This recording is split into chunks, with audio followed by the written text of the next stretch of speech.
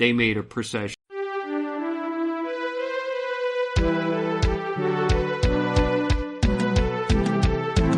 Hey folks, welcome to a podcast about Catholic things. This is Eric, the ambassador of common sense, and I'm here with Dan, your ambassador of nonsense. Welcome, everyone. And I guess, pretty much almost like the day after we published last week's podcast, Pope Francis takes the actions that we were all hoping he wouldn't, but afraid he would. But in some ways, it's not as bad as it could have been, but it's worse than we thought it was actually going to be. I think what's shocking about it to me is that he makes his intention so clear. Yeah, that he intends for the traditional Mass to simply die out. And what he's done with this new letter that he sent is to lay out a blueprint for that to happen. That's what it is. And he made it very clear that that's what it is.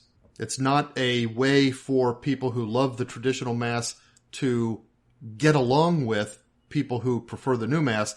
It's a blueprint for the traditional Mass dying out. Regardless of whatever anyone else thinks. Yeah. The thing is, when it came out, I found out Saturday, I guess, and my head was full of all kinds of things I wanted to say, and that built up over several days, especially at Sunday Mass, and by noon on Wednesday, my mind was just tired of the whole dang thing, and I wish it could just go away. And we not have to even do this podcast. But fortunately for me, I didn't have time to build up a whole lot because I've been pretty busy at work. I've worked a couple of 12-hour days here. But the bigger problem is that... Go ahead. I've had very little work. My work has, for some reason, it's been really slow this week. And so I've just been sitting around thinking about this, stewing on it, and but... Well, for me, the difficult thing is, with regards to this podcast is that there's so many different kinds of things to say about it. Yeah. That I'm having trouble saying, well, this is the angle we should talk about. I've been, we've had this Sunday ritual for the past, I guess, about a year now. It started with me taking my two sons to the Latin Mass, and Jason's kid, Demetrius, joined in on it. And we had to get up pretty early for the Latin Mass, and I wanted to have some kind of reward for doing that, so I'd take them out to breakfast afterwards. And over the next year, other people would join in. Demetrius and Samuel both joined the military, so they're not even a part of it anymore. The only person who is my child is Gus. He's still going on Sundays, but, up to sometimes 12 teenage or young adult kids would go with me, and we would have this great big breakfast afterwards. And some of them got out of the car I said, guys, you're going to have to listen to what the priest says at the sermon, because I've got such bad hearing, I can never hear him anyway. I said, for all we know, this might be the last time we're going to this Mass. And they all looked at me very confused and said, what? Why? I said, well, because I tried to explain the Pope came out with this thing, and they looked even more confused. Well, why would he do that? Yeah. Well, part of the thing is which it's kind of an unfortunate side effect of, or perhaps an intended effect of, the Novus Ordo Mass, that the kids, even if they really like the traditional Mass, hey, this is cool, this is neat, you're going with you every week and that kind of stuff, but they grew up in a culture and a mentality, both being American for one thing, but being within that Novus Ordo mindset that well, hey, you just do Mass the way you want to do, and nobody tells you how to do Mass. The priest does this priest does this Mass, that priest does that Mass. And so they, even setting aside all of the flawed reasoning behind Pope Francis's ostensible reasons for this and everything else, they're not even... people who grew up in that environment aren't really even capable of understanding why, for example, Pope Pius V might have established the traditional Mass as the only Mass to be used throughout the Roman world. Yeah. Well, that is true. But at the same time, as they attended this Mass more and more, they got I think it was just instinct that they kind of understood that what we're doing here is more, it's holier. It's more reverent of what's going on up at the altar. And yeah, the way I like to put it is that the traditional Mass is more reflective of the fundamental reality of what the Mass is. For example, these kids, at the Novus Ordo, when you go to church, part of it is going to communion. And it was at the TLM that they started to pay attention to the fact that, hey, I was out drinking last night or whatever. I shouldn't be going to communion until I can get to confession. Mm-hmm. They started paying attention to those things. Yeah, I mean, it's hard to think in terms... Well, let's not say it's hard to think. It's easy to stop thinking in terms of, wait a minute, do I need to go to confession for something that everybody just kind of saunters up, grabs in their hand, walks away with? There's no particular care taken. I see people take it back to their, seats to give to other people who may not, all kinds of crazy stuff. Well, it's hard to think when the host is treated like that in terms of, wait a minute, before I receive this maximally holy thing, I need to make sure my soul is in order. But when you're going up and what you're doing is kneeling down and receiving it from the hands of the priest directly onto your tongue, that's a whole different kind of... it's almost like a whole different reality. It isn't. Right. It's the same reality, the host, but the presentation creates a sense of a different reality. Right. That is one thing. See, someone who's not gone to a TLM might be looking for what is the big deal about all this, and why are the traditional Catholics making such a big deal of it? What difference does it make? And I wasn't going to do a whole podcast about that, but I did want to point out a couple things like that someone who's never been through the traditional Latin Mass could easily get a sense of why we find it so special. It's things like what you just said, the fact that you can't take the host in your hands and there's so much respect paid to it and reverence. Also little things like the at the moment of consecration, the bells that are rung, and it's not just that. It's like, and when the priest elevates the host, for example, when you're in the back and you see mothers dealing with cranky kids, and either at the moment of consecration or when the priest elevates the host, you'll see them suddenly stop dealing with the kids, or maybe just kind of pause and kneel down. Mm-hmm. And you don't see that anywhere else. And so... Instead, they're back even during... Instinctively, they're in something called a cry room. And they're playing with the kids to keep them from crying even while the consecration is going on. Yeah. And so it's just instinctive to start to pick up on, wow, there's something really special about this. This is not something I should just go to on Sunday and then forget about. It's... Yeah, well, the way the elevation is framed in the Tridentine, you mentioned the bells, but a lot of parishes have picked back up the the habit of doing bells during the elevation now. But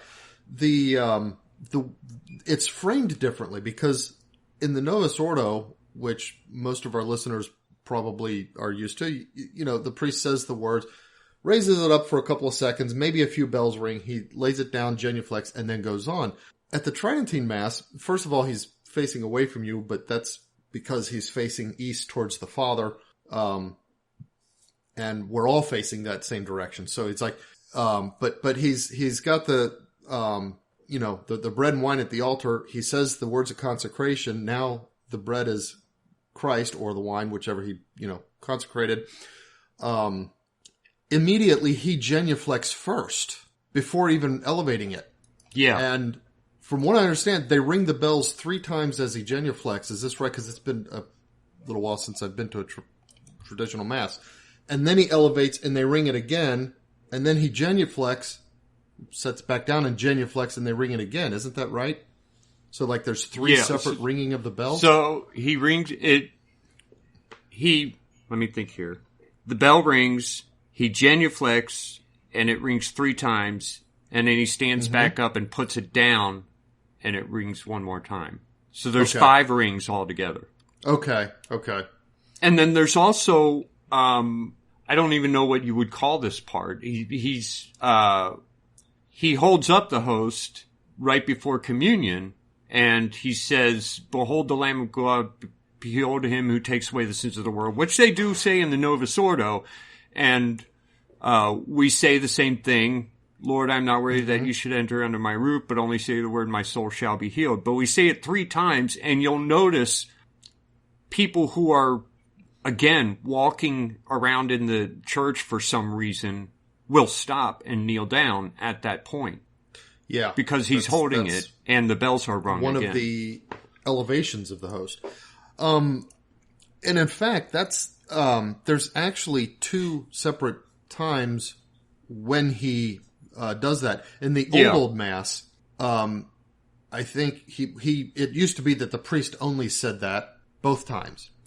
I think in the newer Mass, the newer traditional Mass, they developed the habit of the priest saying it alone the first time, and then the people often with him will say it the second time that he says it.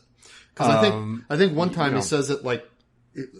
Yeah, he says it alone as he's taking the host himself. And then and then he presents it, elevates it, and then everybody says it together with him. Of course, we say everybody, but I normally attend the low Mass, so nobody says anything other than the server. But the server actually redoes the what do you call that when you confess your sins? Oh, the Confiteor. Yeah. So the server redoes that, and then he gives a blessing, and then he holds it up, and the server says it, or at a high Mass, everybody would say it. Right. So it's just 3 times. In effect, that used to be an indulgence to prayer when said 3 times. Yeah. I don't think it is anymore. It used to be what? An indulgence to prayer. Oh, it is still an indulgence. It wasn't taken away. If you look at the host and say those words 3 times reverently, there is an indulgence. Still in the Book of Indulgences? Oh, okay. I remember reading about it when I was a kid, and I thought, that's a strange indulgence because we don't say it 3 times. We only say it once, and I thought, and from the time I was a kid, of course, back then they didn't even say the same words. But when I was a kid, I remember reading that, and I got into the habit, even at the Novus Ordo, of saying it to myself 3 times quietly. But are you sure you didn't read it in an old missal or something like that? Yeah, I'm sure. I was reading I wasn't reading in a missal. I was reading a book about indulgences and the different ones you could get. Okay. Well, so then. Maybe it changed. I don't know. Anyway, it's hard to explain until you've gone. You experience it. Why this is such a big deal. I would only say that if you go any Catholic who really is sincere in their faith, if they go up to 5 times, I don't think they'll ever want to go back to the Novus Ordo. It quickly becomes something very dear to you. And so when Pope Francis comes out with this Motu Proprio, it was like it was a punch in the gut. It hurt. Yeah. Yeah. And there's all kinds of things you can say about it, and it's hard to even know where to begin. You know, why did he do this? You know, I heard a lot of podcasters talk about we have to not let him goad us into trolling and to, insulting and whatever. I'm not real sure what they mean on that. Yeah, I mean, you got to call a spade a spade. This is exactly. This is evil. That's one of the. I'm not going to call it anything but evil. No, right, exactly. This is the man who brought a pagan idol into our Vatican. Into the Vatican, yeah, and then apologized when someone dared to remove it. Yeah, this is the man who sent a letter of praise to this faggot priest running around. Oh gosh, yeah, Slim Jim Martin. You know, I'm not gonna dress this up. No, he is clearly a bad pope, and a badly intentioned pope. I mean, he intends things for the church that are bad for the church. Yeah, and you know, I guess I don't know what to say. At some point, though. Yeah. He's going to become, I predicted like early in his pontificate that he would become one of the most hated popes, by all sides, left and right alike. And he's going to be, unless he like retires early, like if he gets out right now, okay, maybe some of the left will give him the thumbs up. They'll be a little bit bitter about his leaving before the job is done or something like that. Yeah. But if he stays in, there are things that he's expected by the left to do, you know, by the gay lobby and others like that. Yeah. That he cannot do. That the Holy Spirit will not permit him to do as Pope. That's how we understand it anyway. He's going to become reviled by the very people who were placing their hopes in him. Yeah. Now, like I said, I predicted it at the very beginning of his pontificate. I'm laying the prediction out there again now in words. I did it on my blog before. We'll see what happens. Yeah. But he's already doing everything to honk off, you know, the more traditional arm of the church. And he's even got bishops saying, what the heck are you doing here? Right. On the other hand, we've got a lot of bishops who either they hate the traditional movement just as much as Francis does, or they're just too cowardly to stand up to it, who are carrying out Francis's wishes. Right. And there may be some, I mean, technically bishops, when I said technically, I mean, they have to, if they are good bishops, they have to at least obey the letter of what the Pope published here. Okay, but what did he publish? He said it's up to you. Is what he published. No, he didn't. He said it sounded like it. He said that it's your responsibility to oversee the use of the traditional Mass under these specific guidelines, and then he laid out guidelines. So, for example, they're not allowed to say it at regular parish churches.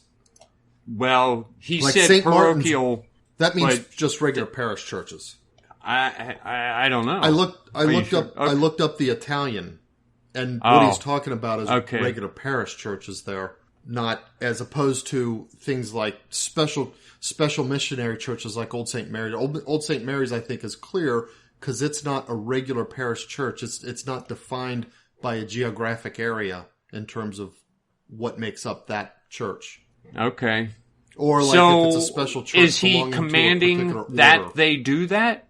Yeah, he's commanding that the bishops prevent that Mass, disallow that Mass from being said at regular parish churches.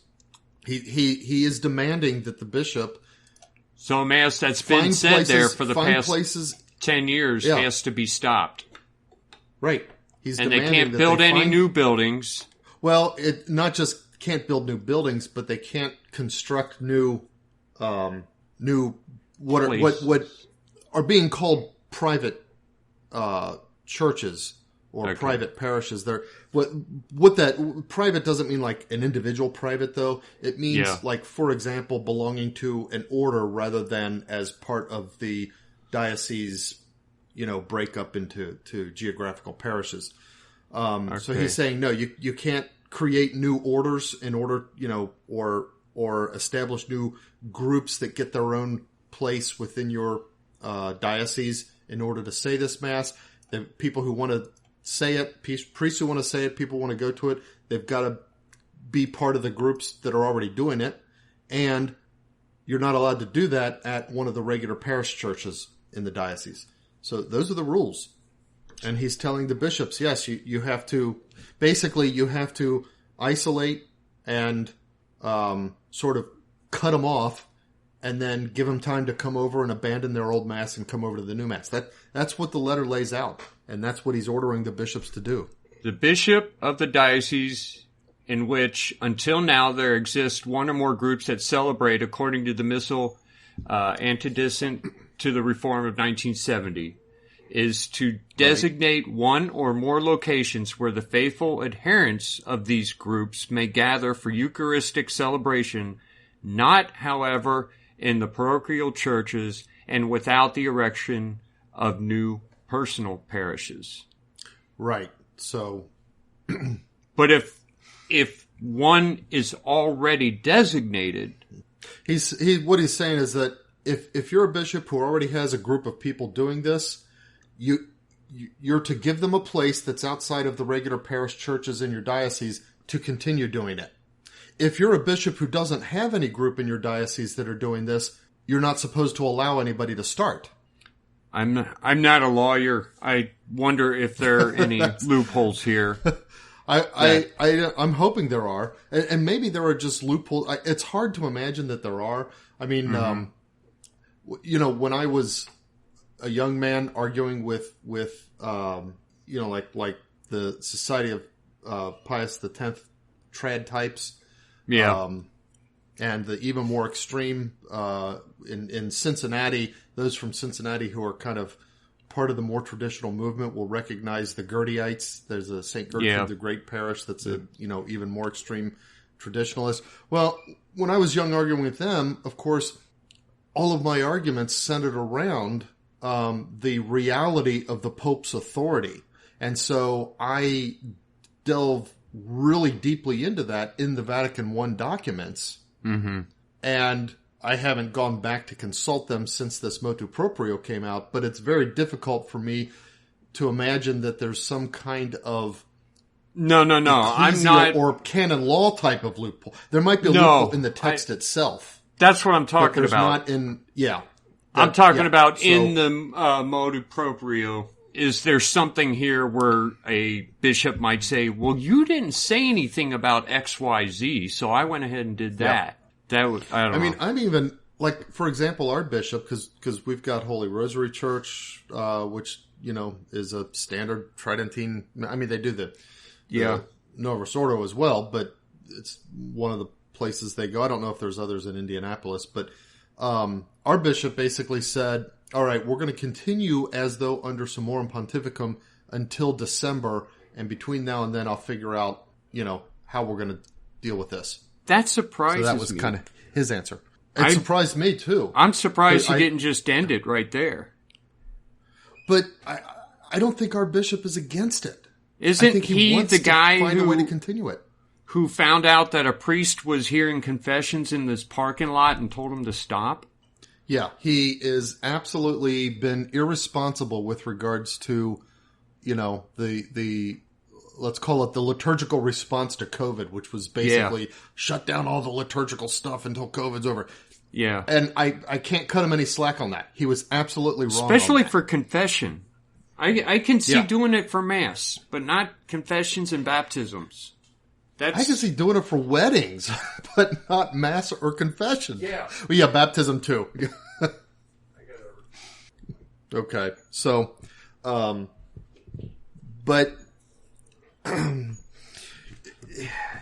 like I said, it's difficult to know how, because I could talk about this from the point of view of,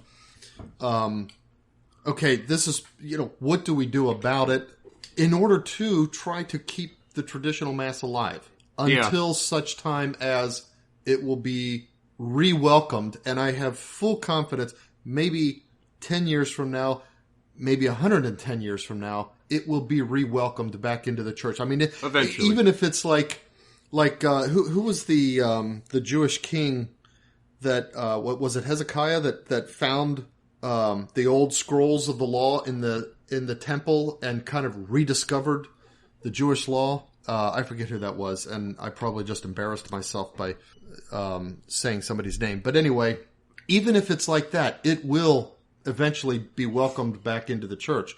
Well, let's look at the history there. What do we do until then? I mean, okay, in 1970, the Novus Ordo rolls out, and I don't think any Catholics were like, I mean, there were Catholics who were like, well, this sucks. I kind of like the Latin, but most of them, I think, were like, oh yeah, great. We get it in English now, and we all get to take part in it. And I think most, at least in the United States, most people were like, hey, this is great. And they thought they were getting something really cool. Yeah. I mean, maybe some of them were hesitant, but it wasn't like it is now, because we saw what happened with the Novus Ordo, and we saw hindsight. How we saw all the awfulness of it, as it didn't in any way, shape, or form conform to the reforms willed by Vatican II. That's one of the things that I there are some traditionalists that I know are in disagreement with at least my position on this, but I read the document, especially the one related to the reform of the Mass, Sacrosanctum Concilium from Vatican II. I read that document with the new Mass in mind, and my conclusion was, because I set out starting to read it thinking, oh, I'm going to find the Vatican II basis for the new Mass, because the new Mass wasn't created during Vatican II. Yeah. It was done, afterwards under supposedly a Vatican II directive to sort of update/reform the Mass. And I started out with the intention of, I'm going to go find the roots of the reform of the Mass, and I'm going to show directly how they lead to all of these weird problems we have today about the faith and the faithful not believing in communion and the drop-off of Mass attendance and a lot of other things. And when I read it, I kept running into, wait a minute, that's not how they did it. The Mass, what people call the Mass of Vatican II is not a Mass of Vatican II. It's like people took a Vatican II instruction to look at some aspects of the Mass, and then they just turned it into an excuse to, just go berserk on it. Do anything they wanted, yeah. Yeah, it's... And it's like, there's no conformity at all. You go to 10 different parishes, you get 10 different Masses. None of them look the same. For a while, in the kind of the early heyday of the rollout of the new Mass during the 70s and stuff, and you've probably heard references to things like clown masses and liturgical dancing and all this stuff that's even in the new Mass, it's technically forbidden. It was a lot more wild in the 70s, I think, and maybe even the early 80s than it is now. I think there may be a parish here or there that goes like way out there. But here's the thing. I almost wish, and I don't know whether it's because people just grew tired of trying to come up with new things all the time, so they settled into this sort of humdrum banality that is the new Mass now, or if it is specifically because of pressure from the Vatican under, say, John Paul II to try to tamp down on some of the craziness. I almost wish the craziness had persisted and that the crazies had been a little bit more, had a little bit more stamina, because I think maybe that would have brought things to a head sooner, and there might have been this, okay, wait a minute, this was a failed experiment. We got to go back to the traditional Mass and try again with this whole Vatican II reform thing. Maybe. I don't know. But the way it happened is that the craziness kind of got tamped down to where now, when you point out the abuses that are real and that are out there, everybody treats you like you're some intransigent nitpicker that, and you're just coming up with every excuse not to go along if you point out the things that are going wrong. Right. So now what we've done is we've solidified this state of just utter balkanization where every parish is its own thing with regards to the Mass. And that's what makes laughable the Pope's claim that he's doing this in some kind of promotion of ecclesial unity. The only unity we have in the church is a unity of disconformity with each other right now. Right. Except all these Latin Masses that are springing up everywhere. Yeah, I mean, those are like world. these threads of true unity that we're starting to come together and form into a rope. This has been pointed out by me and by other podcasters that Pope Francis has a kind of a special dislike for the traditional movement in America specifically. And I always wondered about that, but you sent an email with some numbers that really surprised me. We should go over those numbers because in fact I have them. I don't have the totals, the sums that resulted in them, but I remember the percentages. Like if you look at just the number of places around the world where you can attend a traditional Mass, something like 38% of those are in the United States. Well, hold on. I've got the email here. Let me try to find this. Because, And if you look at the ones where you can attend one every single Sunday, something like 42 of them are in the United States. Maybe I've got those two reversed. But if you think of, how what the United States is relative to the rest of the world geographically, it's like, wow. Okay. Or even what the United States is relative to the free world geographically. 39% of traditional Mass venues throughout the world are in the U.S. Yeah. 42% of places where you can get to Mass every Sunday is in the U.S. In the U.S.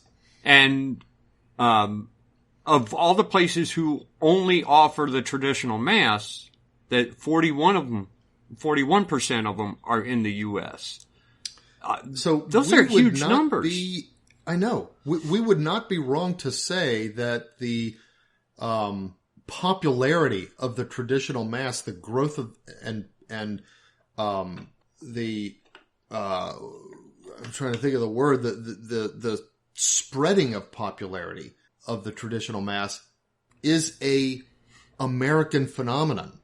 And we're exporting it to other places of the world. Now, I say exporting, and I'm taking credit here, as that maybe we don't deserve it. It could. I don't think so. Other countries, I think we do, finding it on their own. But I think there is some amount of exporting, to the rest of the world. I think other people, see what we have. It's a small world today. We've got the internet. This goes back to something I said a long time ago, and we talked about American exceptionalism. Despite some of the terrible things that are going on here, like abortion, which absolutely has to be stopped by all means, despite that, the American system is set up so that the most people can achieve the most good, more than any other system. And that's why it's so good. And as long as people aren't forced to accept evil, it will also ultimately, even though it allows evil as part of let's call it an experimental process, it also has the capability built into it to find and root out that evil. But what happens is under, leftist regimes and leftist control, Americans are prevented from rooting out evil. I could give various examples like stupid bathroom laws and requirements by, teachers to address students according to their sex of the day instead of their actual sex, silly stuff like that. But it kind of goes hand in hand with this Pope's thing about the new Mass. Hey, the more popular the new Mass becomes, guess what? The less popular the Novus Ordo becomes. That's okay. It's kind of weird. I don't want to call the new Mass an evil because every instance of the Mass is, a access to the infinite grace of Christ on the cross. But when you look at it as, comparatively, there's clearly some kind of evil behind bringing it in to replace the old Mass. It's kind of like if you have this picture, and this picture all by itself has the ability to grant happiness, to grant grace, say, to people. And, they look at the picture, they gaze upon the picture, and they can receive grace.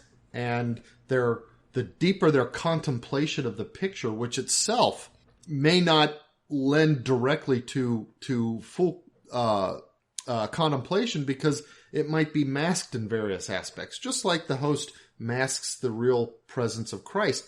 But the more the picture itself, and maybe the framing of the picture and various aspects of it, how it's, placed within a setting and that kind of stuff, point to the reality, draw out that grace, give people access to the kind of contemplation and meditation that allow them to access the grace. And then you come in and you say, I'm going to put a bathroom window. You know what a bathroom window is, fuzzy or whatever, in front of the picture. Now you can look at the picture through the bathroom window. That's kind of like what the new Mass is. Well, okay, to say, okay, that's evil. Well, the picture's still good. It's not evil. And even gazing at the picture, even if it's through that bathroom glass, is a good thing. It's not evil. But the fact of putting that bathroom glass there, there's something evil about that. So it's kind of a weird kind of thing to talk about the new Mass versus the traditional Mass with terms like, like evil. Well, if we... But the traditional Latin Mass, in as far as what we have experienced and what we have access to in this day and age, is a lot like the American experiment. Only it's not an experiment. It was designed this way, that it allows the most people to get the most good from it. And the Novus Ordo allows the most people to get the worst of it, to abuse it the most. It allows, exactly. It's not designed to bring people to God. It's designed to make people forget about God. It's designed to bring people to each other. Yeah. Without reference to God in a way that, you know what I mean? It's like, it's fellowship. It's like if the picture is the source of grace, you want to go and gaze upon, contemplate, meditate the picture. It's more like a picture of a picture. Let's put this bathroom glass over it. So, okay, now we forget about the picture because the bathroom glass is there. But you know what? We're all outside staring. We'll look through the bathroom glass, but in the meantime, we're socializing, we're having a party, we're doing donuts and Kool-Aid, stuff like that, whatever. It's kind of like that. Yeah. Well, another thing I'm hearing is from the SSPX crowd, who are, some of them are kind of gloating. That's what I heard. I'm not plugged into that, but that's what I heard. And I heard one of them say something to the effect that, because first Pope Benedict and then supposedly Pope Francis tried to bring them back into the church. Now, we talked about this back then, and I mentioned the fact that they didn't want back into the church. No. I think they had to accept the documents of Vatican II And unless they did that, then they couldn't come back in. So they didn't was it do the that. documents? I heard that it was something goofy that was set up so that it would be difficult for them to sort of specifically created to keep them from saving face. Like they had to accept the spirit of Vatican II or something like that. I don't know if it said that. They had to accept all the documents as I mean, that shouldn't be a problem. I mean, no, it shouldn't. That's why I said, that's why I've been saying all along, they're in schism. They don't accept Vatican II. What's weird is that there's questions I know about the whole excommunication thing. From Pope John Paul II. Confirm. Yeah, not from him. It supposedly was a late sententia excommunication, so sort of automatically. Yeah, but it was also pronounced the consecration of the bishops, and then John Paul II issued a statement saying, kind of stating that they had incurred this late sententia excommunication. Right, and then that was supposedly lifted by, was it Francis or Benedict who lifted their excommunication? But so that leaves them in a sort of weird ecclesial status where maybe they're no longer excommunicated, but they're still schismatic. Yeah.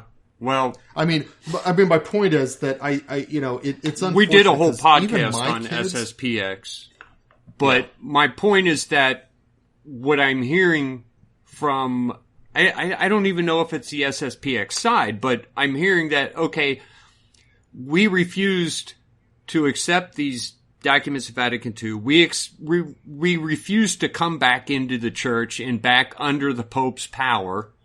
And we are now vindicated because look what the Pope did.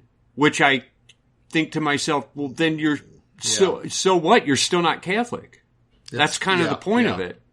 That's something even a couple of my kids are like, I mean, they're really bothered by what the Pope's done.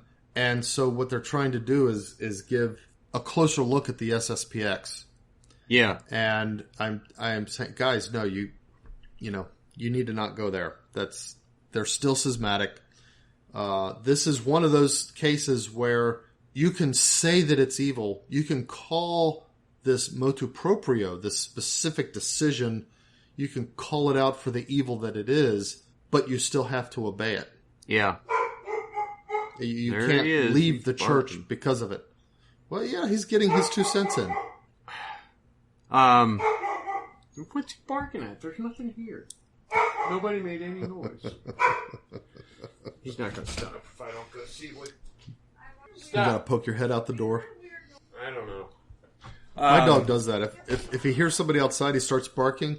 And if you open the door, poke your head out and close it, then he's fine. Okay, you've checked it out, and that's all he wants.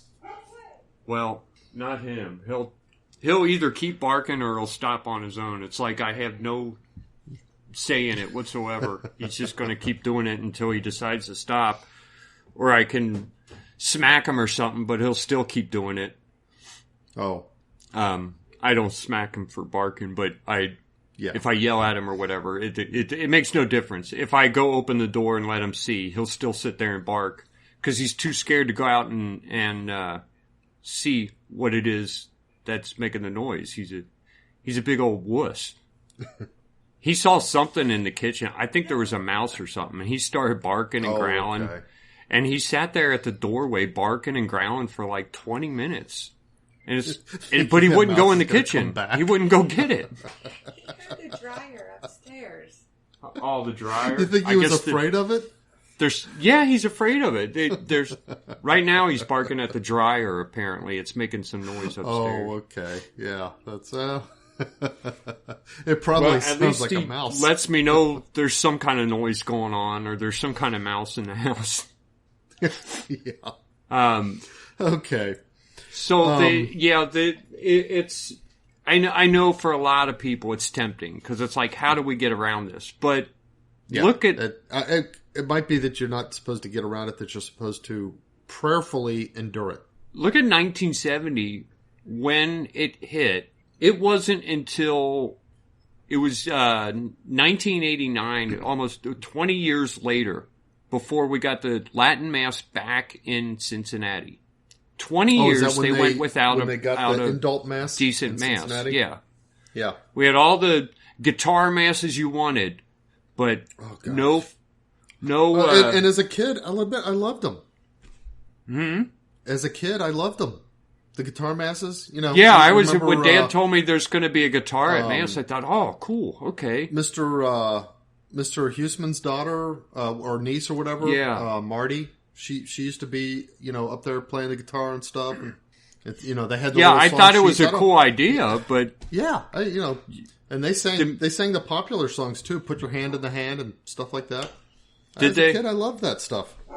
Okay, I didn't. By the time I was in, I don't know. Stop! By the time I was in 6th grade, I thought these songs are, I don't know. I guess I knew I'm supposed to be reverent, and I knew I'm supposed to be praying, but it just seemed so shallow to me. It was like, why are we singing Bob Dylan at church? Yeah. And or in high school, I mean, you only spent a year at LaSalle, didn't you? Say that again? You only spent a year at LaSalle, right? Yeah, I was only there for like a year. Okay, so I had to do all 4 years there. Yeah, on our masses, our student masses, for some reason, hey, you know what? It had the word heaven in it. You know what we sang as a mass hymn. I mean, come on. Yeah. Well, I was at LaSalle for 1 year. This is a Catholic high school in Cincinnati. I only attended Mass once at LaSalle. In the gym? Yeah. And they only had 1 day of going to confession. Oh. I don't know how often it happens in other schools. I know that in grade school, we went to confession once a month. We went to Mass every week. We get to high school, 1 Mass per year, 1 confession per year. So, you got to wonder what's going on with the Catholic laity when they think high schoolers sin a lot less than grade schoolers. Yeah, it's like they got that inverted. I mean, how are you not supposed to draw from that Mass's kid stuff? Yeah, unimportant. It's a Catholic high school. Why aren't they going every week? Right. I don't. So anyway, it's but it's it's the way things are, and again, 20 years without a decent Mass. We might be called to go. Then you receive the indult through this from the again. bishop. And that was under Pilarczyk, right? Yeah. There were apparently we know a group that he wasn't the best bishop, right? But he eventually did grant the indult. I wish I knew. You know what? Hold on. No, it's too late.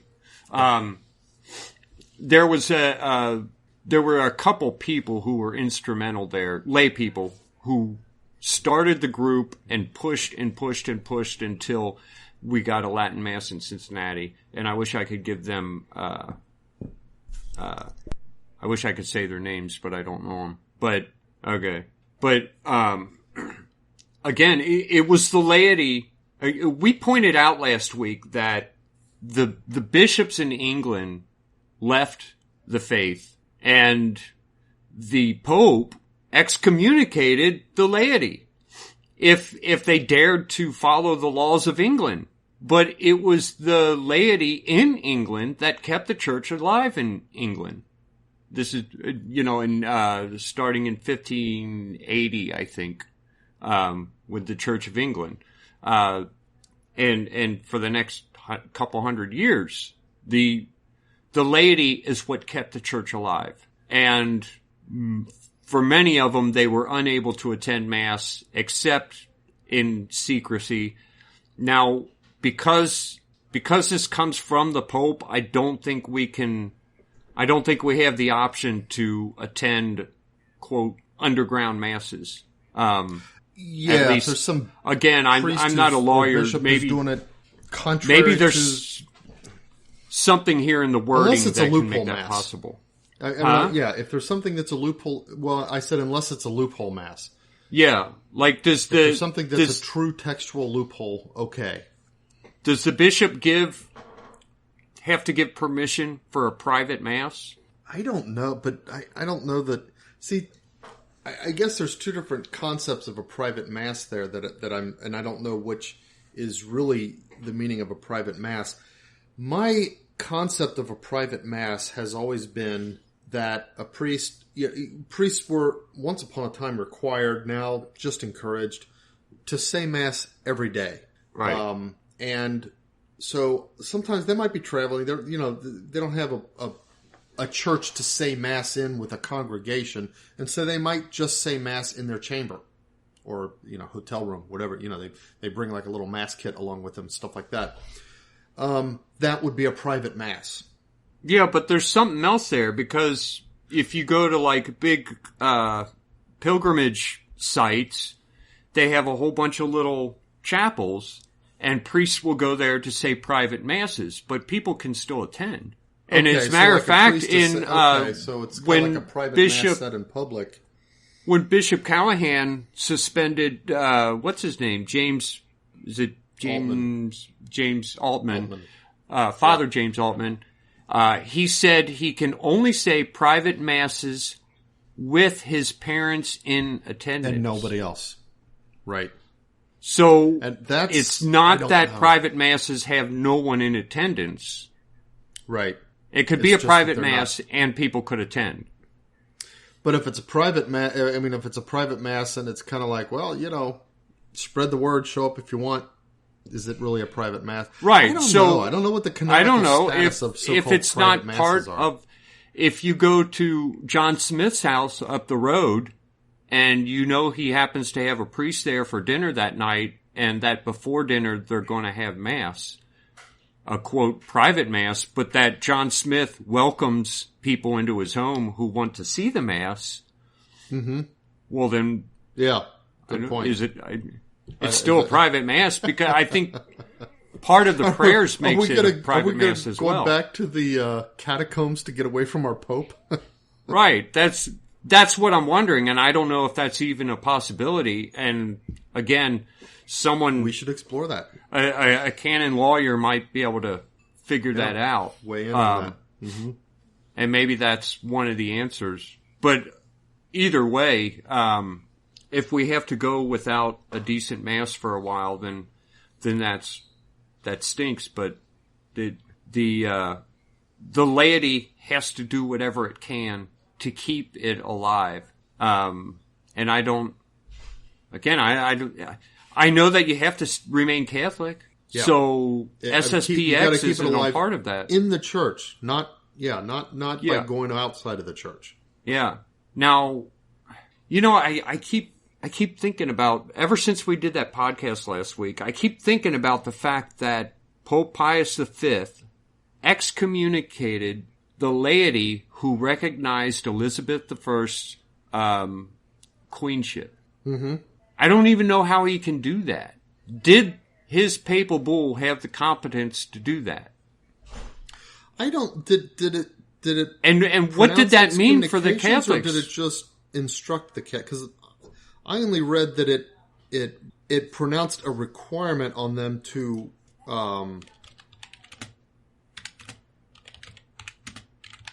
I forget the wording, but basically a requirement to resist her queenship or something like that as a matter of faith. Let me go. We should look this up. He excommunicated Queen Elizabeth. He excommunicated Queen Elizabeth and stated that English Catholics were not required to obey her. Those continued. He released her subjects from allegiance and said they do not dare obey her orders, mandates, and laws. Those who are contrary, we include in the like sentence. You're right. So anyone who obeyed her laws, but that's so broad and weird. I think he overstepped. I don't think he had. He has power to excommunicate, but obeying the Queen's laws. Okay, the Queen might make a law saying you can't go to Mass, but she also has a law saying you're not allowed to commit murder. If you obey that law, you're excommunicated. You know what I mean? It's kind of right. I think poor Pius V was kind of irresponsibly broad in that papal bull. Right. And so where does that leave an Englishman in England at that time who, for example, has to pay his taxes? That's supporting the government. They didn't have a voluntary tax system back then. The tax collector came and looked at your stuff and said, you've got 3 goats. One of them goes to us. You've got 18 chickens. We'll take 3, whatever. That's... So he pays his taxes. Now he's excommunicated. So what does that mean? Now he's going to a secret mass where he's risking his life to either help the priest or even attend the mass. And is he really excommunicated? Does the Pope really have the authority to do that? I'd have to... I'm going to look into that this week because that's been bugging me all week. Question. Because that really is broad, and you can think of a lot. Like if you want to play the lawyer, and there's 1,000 scenarios out there. It's like, oh well, okay, obviously he didn't intend it to be meant that way, but he didn't write what he intended. Then he just wrote something real broad like that. Well, the other thing that it keeps coming back to my mind, and I guess I kind of just have perhaps naively thought of the question of the old Mass as a popular question that the old guard, when I'm saying old guard, I mean the men who are basically old men now, who are the ones who thought the new Mass was great and new and hip and groovy and thought would be all the rage for, the rest of time.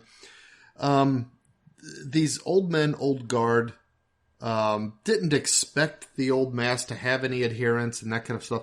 But I naively didn't think they particularly cared. Maybe one bishop here or one bishop there. But for the most part, I didn't think it really mattered to them what was popular. And so now seeing this Motu Proprio come out and realizing that the growth in popularity of the traditional Mass was, a raspberry seed in this particular Pope's wisdom tooth, and probably, not a few cardinals and even some of the bishops out there. But now it really leaves me wondering why. What is the psychology behind? Right. I'm bothered if people like this traditional Mass at this point in history. What leads someone to think that's a bad thing? Or not a bad thing, because I don't think it's a question of anybody thinking it's a bad thing. What leads somebody to hate it, be so bothered much by it, to hate it and be annoyed that other people like it? Well, let's say you find a problem and think you have a great solution to it, and you try it and it's not working. But someone in that situation will desperately sometimes keep pushing. Well, we didn't try it hard enough. We didn't try it right.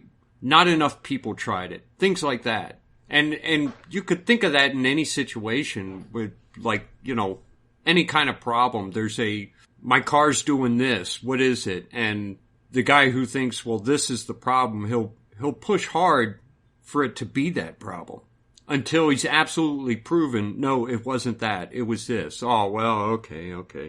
I don't know. That's the only thing I can think of. Because it was this revolution. They're going to fix all these problems that were going on in the Catholic Church, some of which weren't problems in the Catholic Church. They were imagined problems or problems that the Protestants might point out and say, well, you guys do this, even though we don't do that. And I don't know. They thought that this was going to what? I don't know what they thought was going to happen here. But right, it didn't happen. Given all the stuff that came out in 2018, the Year of Shame and all the McCarrick and all that kind of stuff. Yeah. As you're talking, I'm thinking, okay, the problem that they were trying to fix is that and they were young priests and bishops at this time when all of this was, being formed. This was 40 years or 50 years ago. The problem they're trying to fix is that their sexual deviants, their pederasts and pedophiles and bishops that are molesting seminary priests and all that kind of stuff. And then they go to this mass and it forces them to feel guilty about it. And so we come out with this new mass. Now we don't need to feel guilty. The mass hardly points towards, the transcendence of God or the depth of sin or any of that kind of stuff. And so now we can go on and do all of our, nasty, naughty, disgusting stuff and not have to feel guilty about it. And that's the problem that they solved. And now, behold, 30, 40, 50 years later, wait a minute, this is coming back. We cannot have this. It's gonna, point out people's sins. People are going to start actually, having consciences again, and they'll hold our feet to the fire when they find out all the stuff we've been doing. It almost seems like that. Yeah, when push comes to shove, I really think that's what this is all about. And I think Pope Francis knows it, and I think Pope Francis is part of it. We have McCarrick. Whatever happened to McCarrick? He was laicized. Yeah, he was laicized. But I don't think he was punted. I think he's living his life out comfortably. Okay, when you're how old is McCarrick? Like 80, 90 years old? Gosh, who knows? He's got to be an old. When you have a glorious career and you get to retire at 80 years old, is that really a punishment? Yeah. Why isn't that guy in jail? Exactly. Why isn't he? I guess he didn't violate civil laws because he was just diddling young seminarians who were of age by that time. Well, I don't know. But that there's a lot of them who get away are from though. the new mass, or if he can get away from the old mass, he at least won't have to feel guilty about it. And there's so many problems. When we first started doing this podcast, I think several years ago, it was like within the first few months. That was when Vigano came out with his stuff, and we pointed out back then, Pope Francis is talking about the problems in the church, and we would all assume that the problems he's talking about are things like this, because it is a problem, and yet that's not what he focuses on. Instead, he focuses on the death penalty, which he can do nothing to change. Or traditionalists having their little masses that what? They're not a part of his rigid camp now, and it's like, is it because he's not in there that they're not singing his praises, or because I don't know. Yeah, that's a good point. Is it that, oh, wait a minute, if you're doing the traditional mass, that you're trying to be a part, a separate club from us, and you have to be in the same club from us, as us. But does he think that's going to make us all accept his sins? But I think for this Pope particularly, because he came out of South America, and he has a special disdain for the American conservative for some reason. This whole, the American conservative, Protestant conservative, Catholic conservative, he calls it the coalition of hate. Even while he's, and he says a couple things that pay good lip service. He likened abortion to, hiring a hitman to kill somebody. I think he said like LGBTQ PZism is, like some kind of child abuse or something like that. But he pays that lip service, and then he calls, us this coalition of hate as though, well, abortion is bad, but hating abortion, that's really bad. LGBTQism is bad, but hating the demise of Christian marriage, that's really bad. You know, it's weird like that.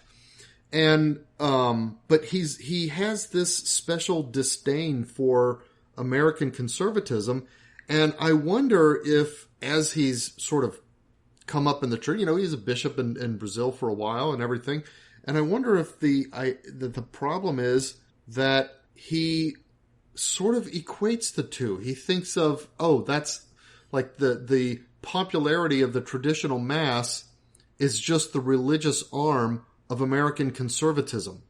And maybe that's why he personally, not with, you know, speaking for other cardinals and bishops, maybe that's why he personally hates it so much. And possibly you know what I mean? Some kind of link like, to capitalism there. I don't know. Yeah, I know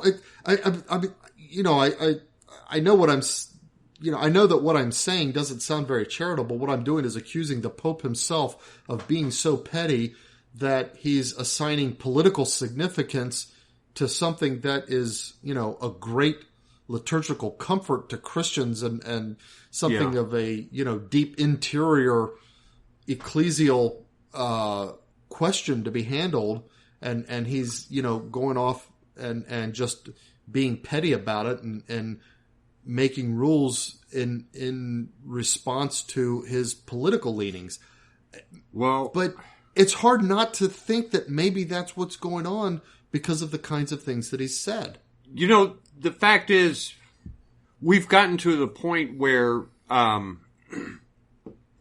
it is impossible to speak highly of Pope Francis unless you're just flat out lying. Any explanation you give for his actions are going to sound uncharitable. Because as we pointed out before, he's really stupid or he's really evil. One of those two. Yeah. There's no other choice. There's not like a third way there. Okay, well, if someone wants to say, no, he really thinks this is the way to go. Okay, I'm sorry, the guy's stupid. Yeah. It's idiotic to think this way. It's one or the other. Have we beat it to death? What's our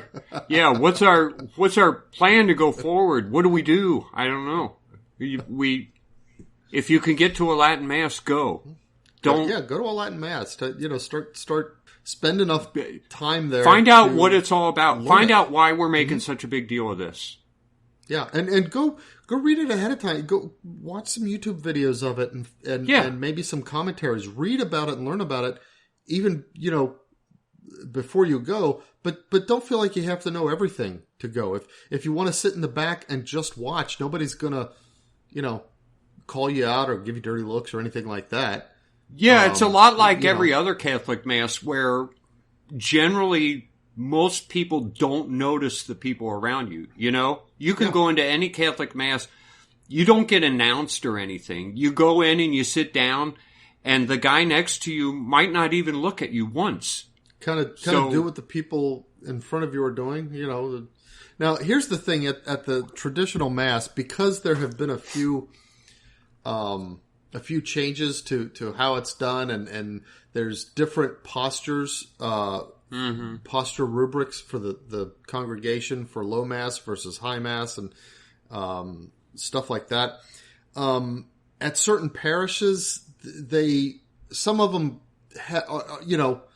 are a little bit different in terms of how exactly they've gotten those. So there may be some parishes where during a high Mass, maybe they remain seated for this part, but at other parishes during the high Mass they stand for this part. Yeah, and likewise for the low Mass. So and now you go, Pope Francis threw another chink in the chain when he declared we have to read the Gospel in the vernacular. So what'll probably happen, what most low Masses will do.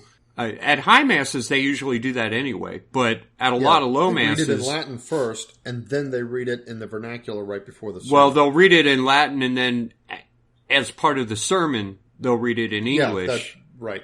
So there's a question of whether or not people stand at that point, and you might see half the people stand and the other half not stand. I see. Because nobody quite knows what to do now. But the point is, it's not a big deal if you sit in the back. You pretty quickly learn what people are doing. It takes a couple times, I'll admit. And I mean, my two sons, one was 14, one was 15, I think. Within 3 weeks, they could keep up. Mm-hmm. Now, I bought a couple of those red missiles that you get that they have at most of the masses.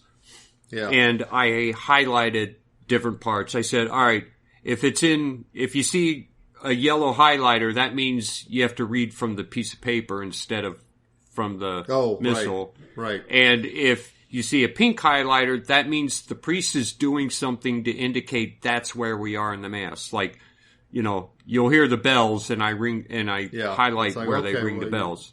You kneel down for the Sanctus, and then it's like you start, so there the you know to go along, where we are. And then when you hear the bells, you jump to that part. Yeah, stuff like that, right? Yeah. So that made it easier for them. But within 3 weeks, 14 and 15-year-old who've never heard a word of Latin in their entire lives are keeping up. And even when new people are coming, showing them, oh, we're right here. And I had a point to this. It's not that hard, It's not that hard, and I can absolutely guarantee you will fall in love with it within a very short time. Yeah. I don't want to. I want to be careful about saying that because my wife has been to a few traditional masses with me and stuff like that, and even down in Florida and stuff, she would go. She didn't. She still hasn't fallen in love with it like that. It doesn't. She knows intellectually that it's a better mass, but it hasn't done that. It hasn't had that effect with her. But I'm just bringing that up to say. If you go to it a few times and find that, oh, well, okay, you know what? I still feel like it's a little bit of a chore to think about going and getting through it and that kind of stuff. Don't let that dissuade you from continuing to go. It's a better mass.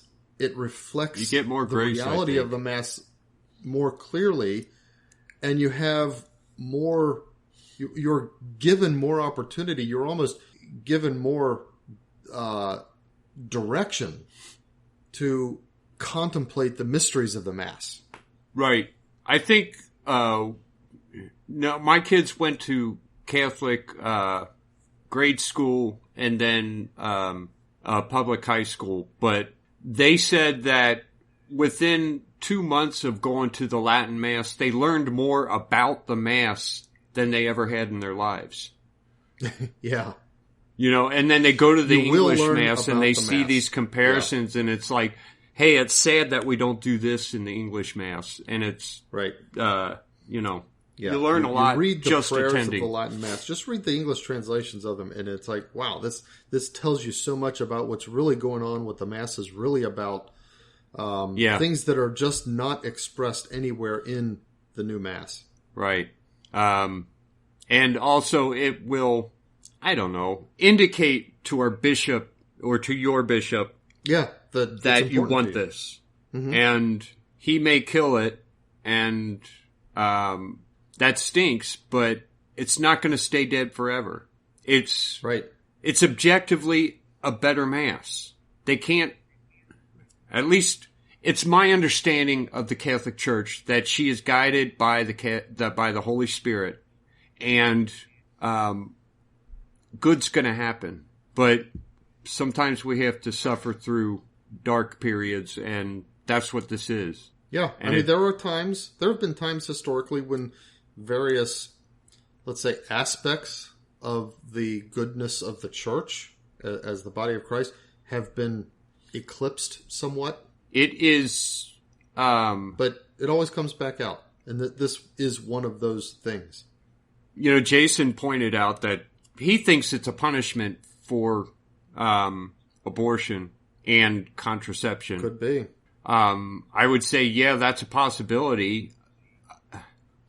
We've got places like Ireland who actually voted to legalize abortion. It's just, that's heart-wrenching. And then contraception, but it's more than that. It's a punishment for the bishops and the priests not staying true to the church. We've got bishops and priests who are... We just look back at the Summer of Shame, you know? Yeah. But not only... So, I mean, yeah, they're acting very badly, but... And that was worldwide. Even teaching badly. Yeah, but, I don't, you know, going and starting your own church or joining a church that someone else started, that's not going to help at all. Yeah, that's not... That's not a Catholic option.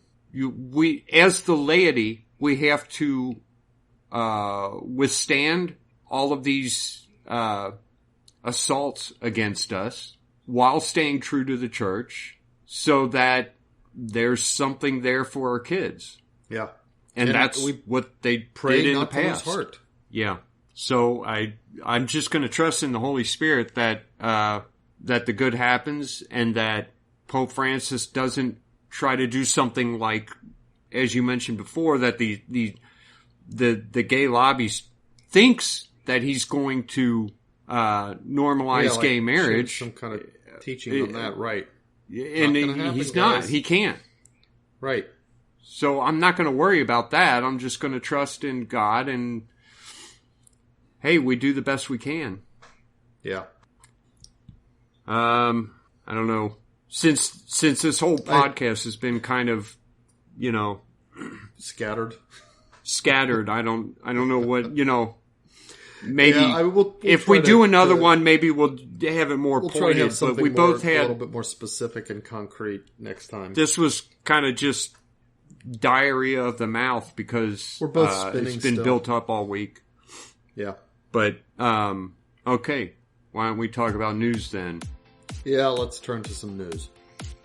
So, the U.S.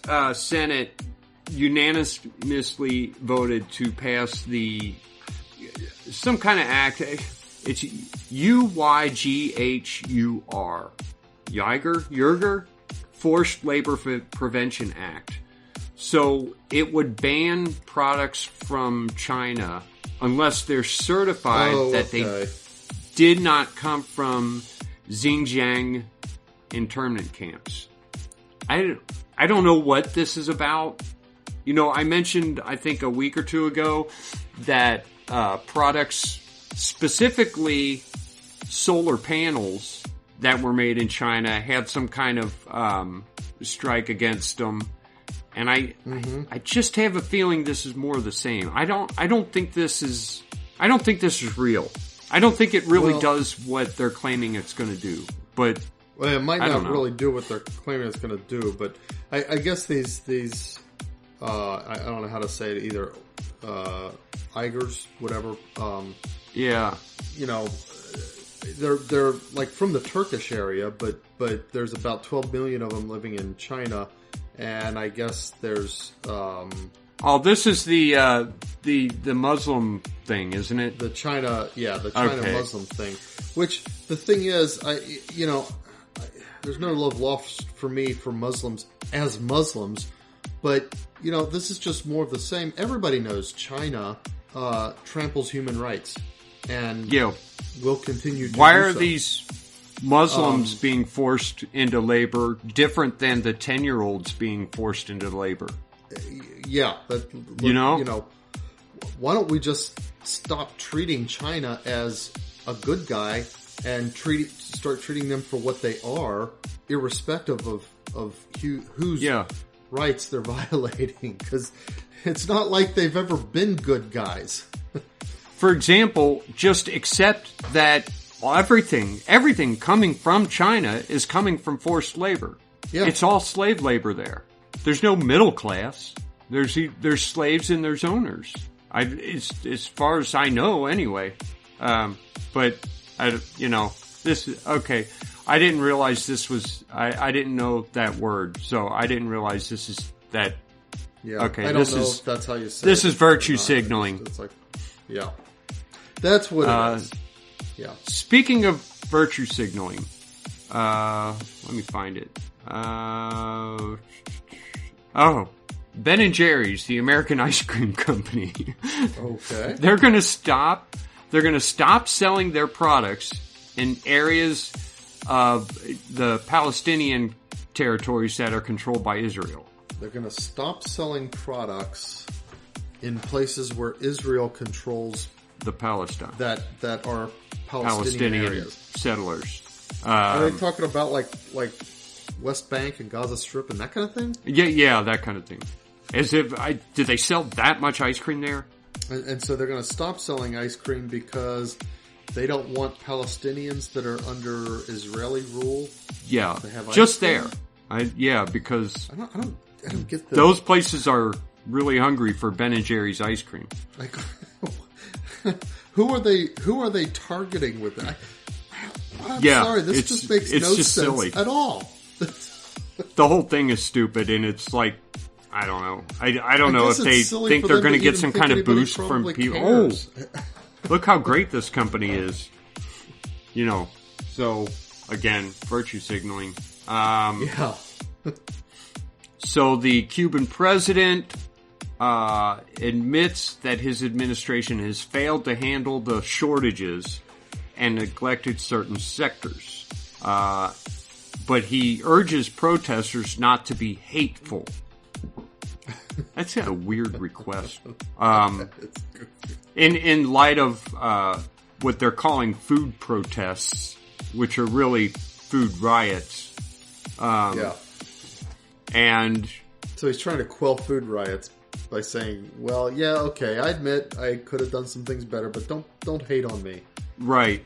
And then it temporarily lifts restrictions on food and medicine imports.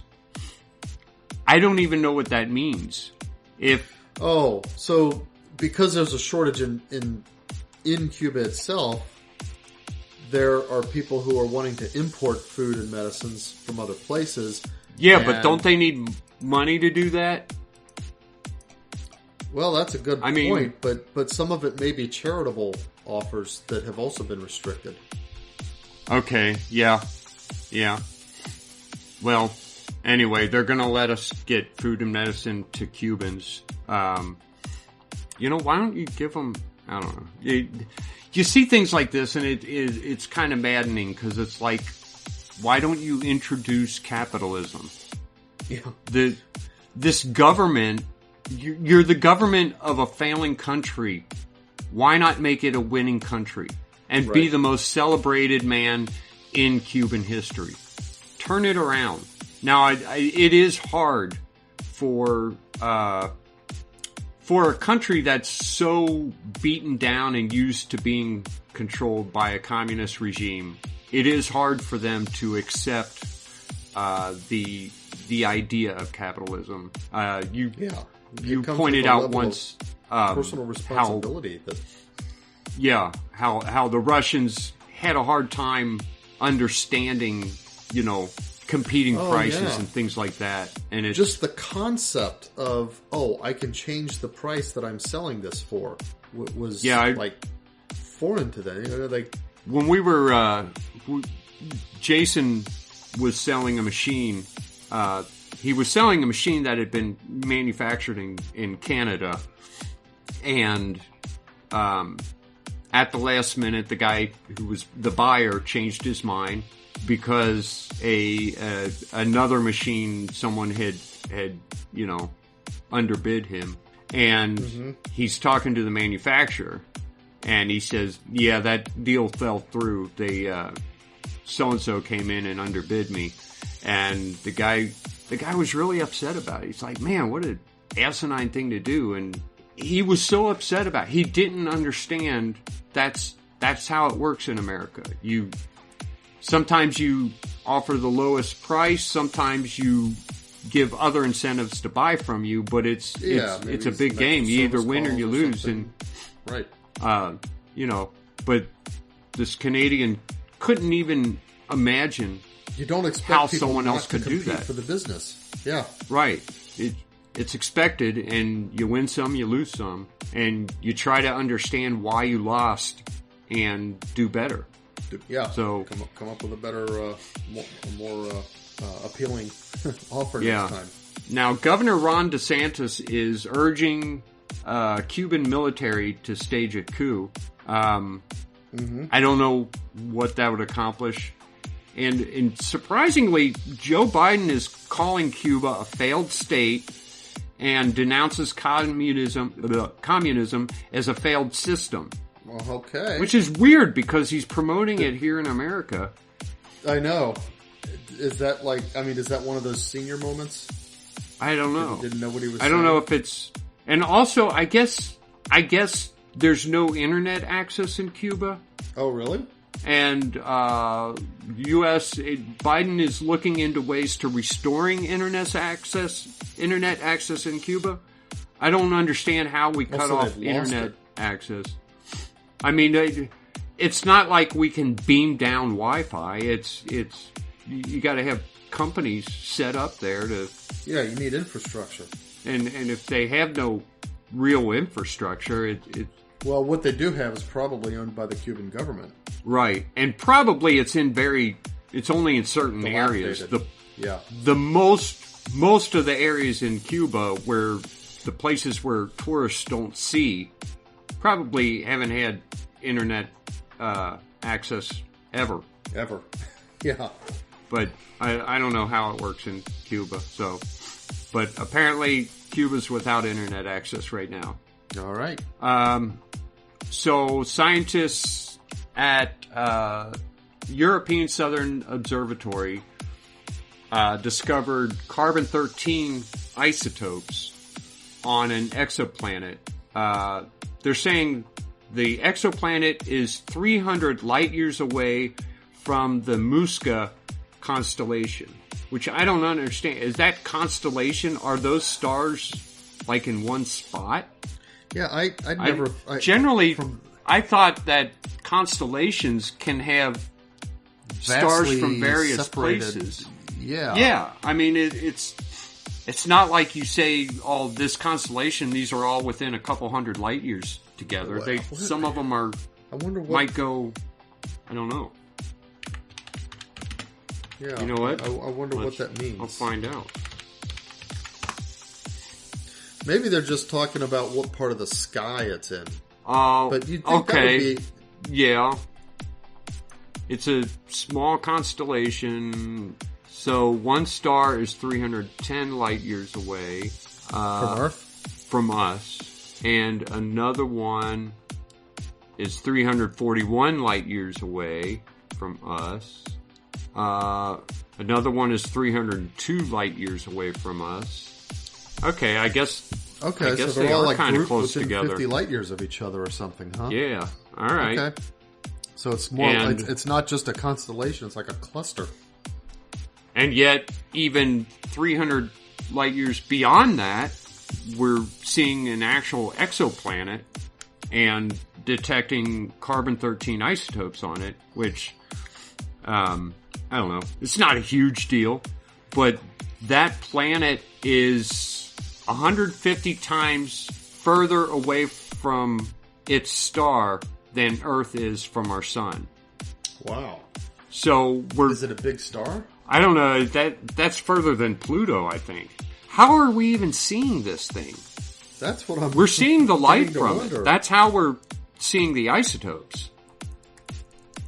They're saying it has probably, I think they said twice as much carbon-13 in the atmosphere than the Earth does. Pluto's only about 40 AUs from our sun, and they're saying that one is like 150? 150 times further away than we are from the sun. Yeah. So the distance from the sun to the Earth is an astronomical unit. And so that's 150 astronomical units.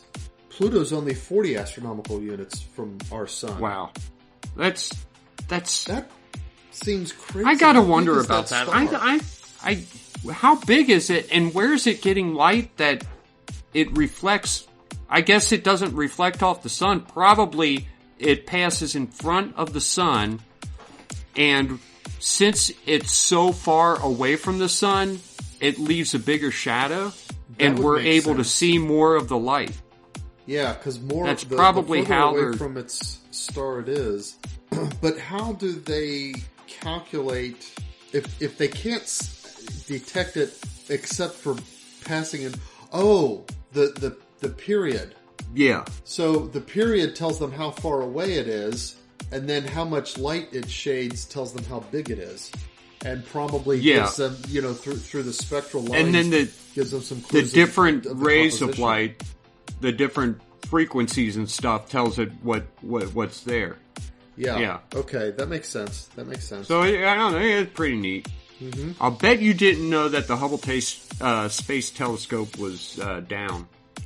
Down temporarily, or like? Yeah, it went down on June 13th. It was a computer hardware problem. Are they sending up a repair? And no, it's back. Well, I don't know if they went up and repaired it or they were able to do something with the computer. I don't know, but it's back. Okay. So it's taking pictures again. It's amazing some of the pictures that have come out of that thing, and now the other ones too. But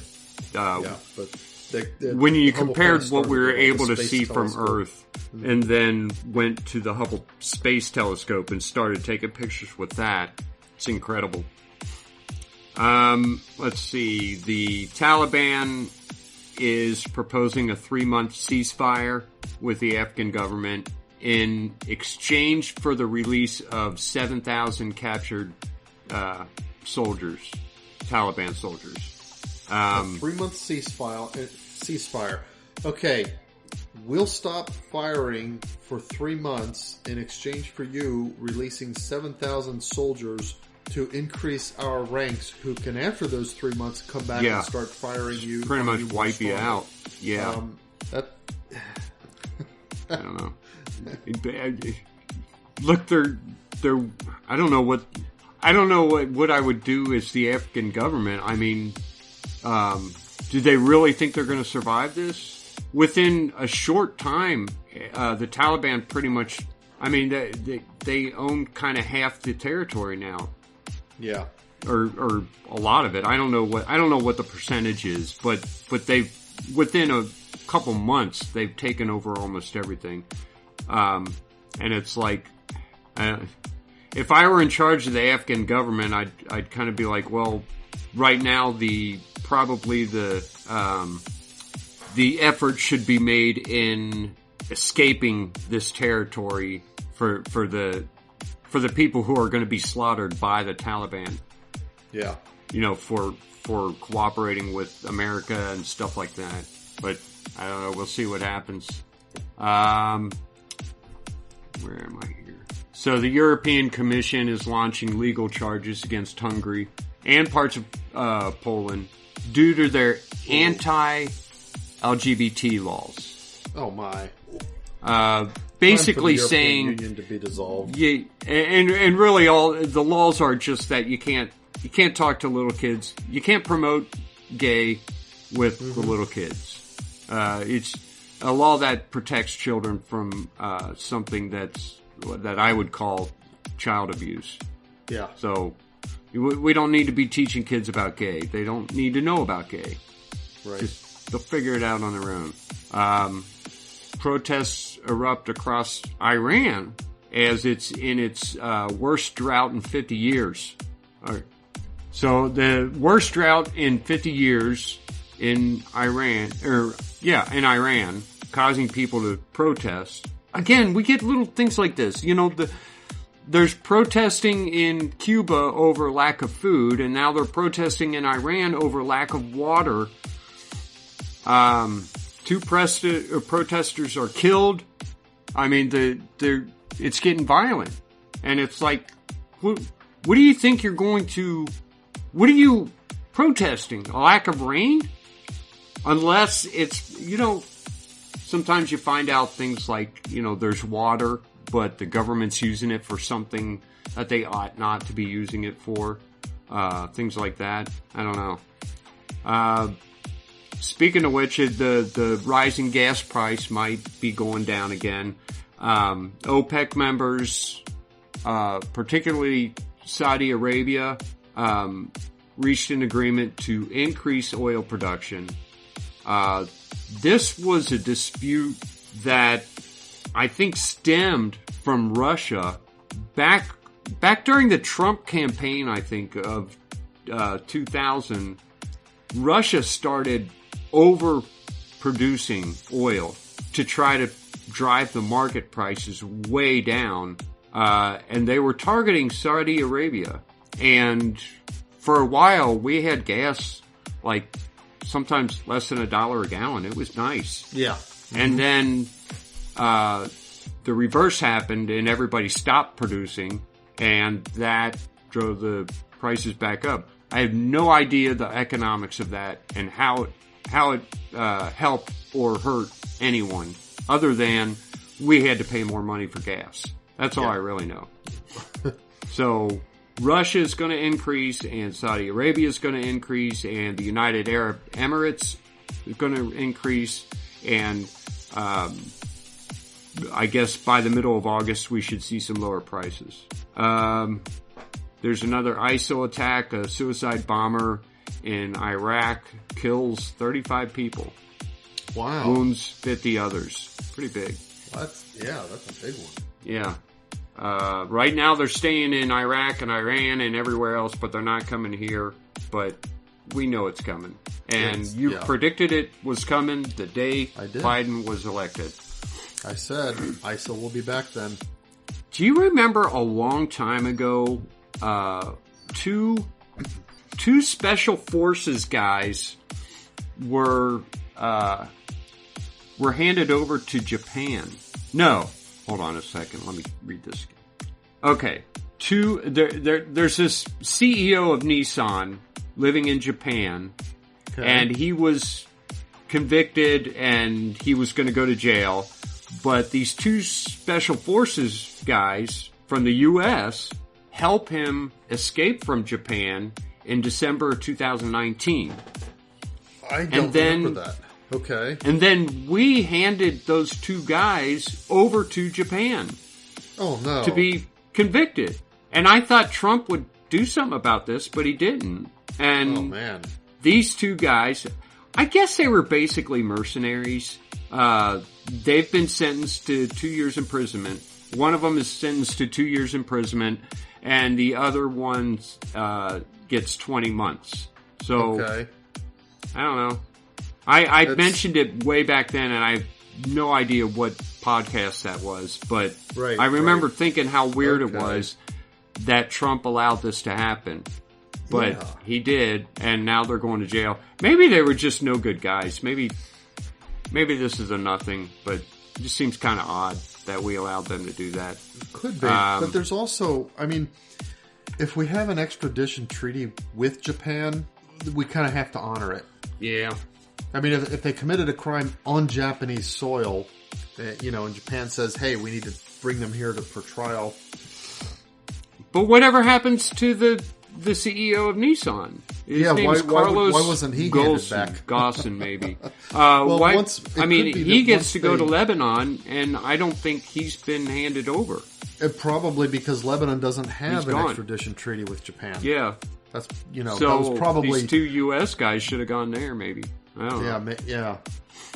So the NHL hockey team, the Nashville Predators, has a gay guy, and I guess he's the first NHL fag to come out. Wow. So like one of the last sports, huh? Yeah. Israel shot some rockets into southern Lebanon as a they shelled southern Lebanon after rockets were fired from that territory into Israel. Right. And I guess the new prime minister down there is saying, "Hey, we're not gonna put up with this." Mm-hmm. We'll see. People shoot rockets. We'll see how much he really. I mean, this is after Netanyahu was outed. So we'll see. Ousted. How tough this new guy is. Outed. Blue Origin launches its first crew on board with its New Shepard rocket to outer space. This is Jeff Bezos' rocket. Oh, okay. So I don't know what they really did. Into the space game here. Yeah. It's like a thing now. If you're rich, then you have to get into space. The thing Again, is, I have a feeling that I have a feeling this is serving a purpose. What it's doing is it's laying the framework, the groundwork, the procedural infrastructure for getting permission to do that. Because you can launch a bottle rocket from your backyard, or those little rockets that you put together and assemble, and you stick one of those rocket engines and have the little battery, car battery igniter. Okay, you don't need anything, but if your rocket is going to go above some altitude, it's kind of illegal to launch unless you first get some kind of permission and establish a time and place and make sure that it's going to be, not going to fall on, somebody's house and stuff like that. That there's rules as you get higher up. And so I think what this is doing is they're kind of laying the groundwork for private companies to be able to launch stuff into space, not as part of a government launch, which could mean private satellites that aren't launched through, aren't attached to something like a shuttle or whatever, but also could be commercial travel eventually. Yeah. So I think that's mostly what it is, and I think more than the reaching space, I think the bigger significance is the each time they do it, it becomes easier to get permission to do it, right? And it'll kind of just set the framework. It just opens things up for a lot of other things. Yeah, exactly. Yeah, it's a good thing. I wish I could go with them, but I'm not a billionaire, so I don't get to go. But I'm glad somebody on a rocket does. ride. So even if it is Jeff Bezos, we'll start a GoFundMe page to get me into space. Send the angles to space. Help Eric get to outer space. That's all the news I got. Okay. Well, I got a little bit of news.